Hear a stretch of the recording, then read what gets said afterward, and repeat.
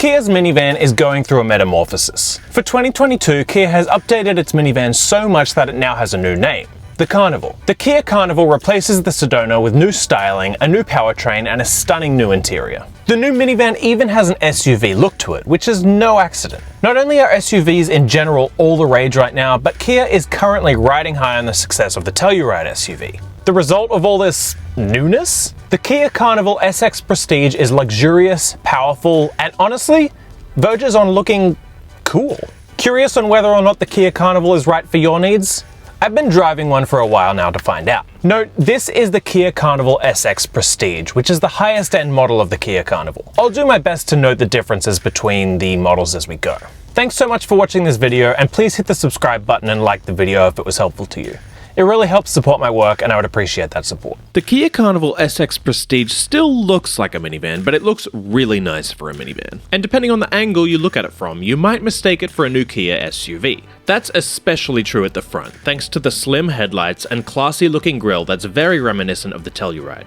There are plenty of things about the van that make it look more premium than other minivans. There's a nice metallic trim with a 3D hexagonal texture towards the back of the minivan, and the SX Prestige has really nice 19-inch black alloy wheels, which also come standard on the regular SX and the EX models. Generally speaking, the Kia Carnival looks sleek and angular for a minivan.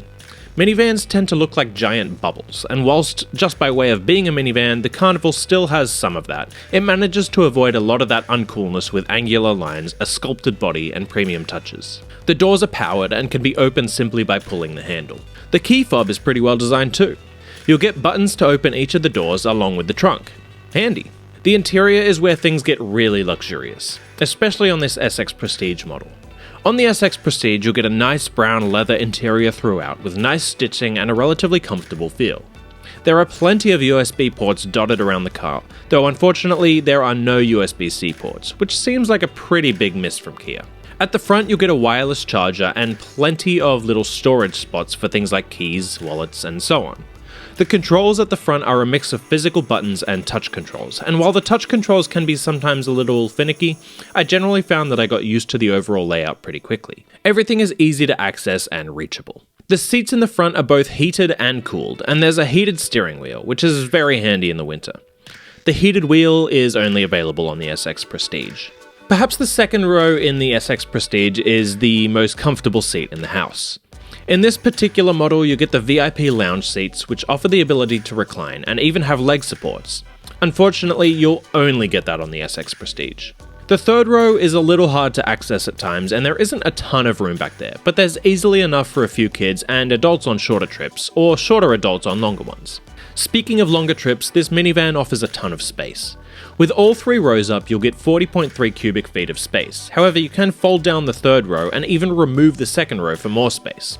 It's more than enough for the vast majority of people, in the vast majority of situations.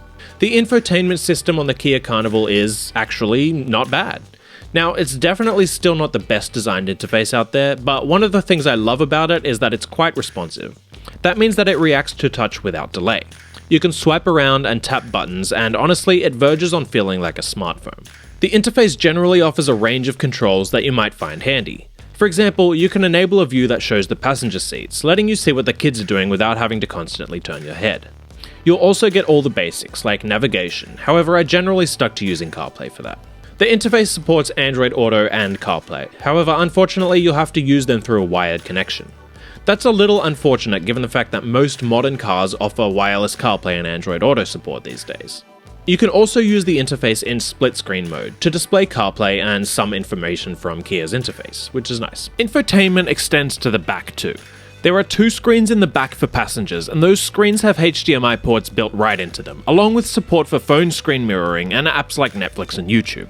The SX Prestige model is the only model to offer a digital instrument cluster, and it looks great. You get some customization on the kind of information you want displayed on the screen, and it changes depending on the drive modes too, which is cool. You can cycle between information like a view at the traffic in front of you and mapping information. The SX Prestige gets another upgrade too, a 12-speaker Bose sound system. The default for the other models is an 8-speaker system, which I wasn't able to test. But the 12-speaker system in the SX Prestige sounds great, with plenty of bass and good detail in the high end. The Kia Carnival doesn't just look good, it's pretty powerful too. There's only one powertrain option on the Kia Carnival, so no matter what trim you get, you'll be getting a 3.5-litre V6 engine with an 8-speed automatic transmission.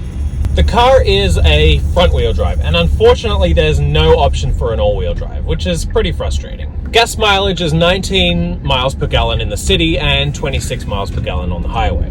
The Carnival may look like an SUV at some angles, but it still drives mostly like a minivan. That's not a huge issue though. Generally, I found it to be pretty powerful, and handling, while not as tight as something smaller, was still relatively responsive. It is a little heavy and you'll need to drive accordingly, but it doesn't necessarily feel as heavy as it actually is. Generally, I found it to be smooth and comfortable and pretty easy to drive. You'll get some great driver assist features too. For example, there's a 360-degree camera on the SX trim and up, and that's a feature I really love. You also get an adaptive cruise control and automatic braking for cross traffic, and more. That's good news considering the fact that you might be driving your kids around in this. You do need to get at least an EX trim or up for the adaptive cruise control though. The Kia Carnival SX Prestige helps change the narrative around minivans. It's a minivan nonetheless, don't get me wrong, but it looks and feels refined and proves that minivans can be luxurious and fun.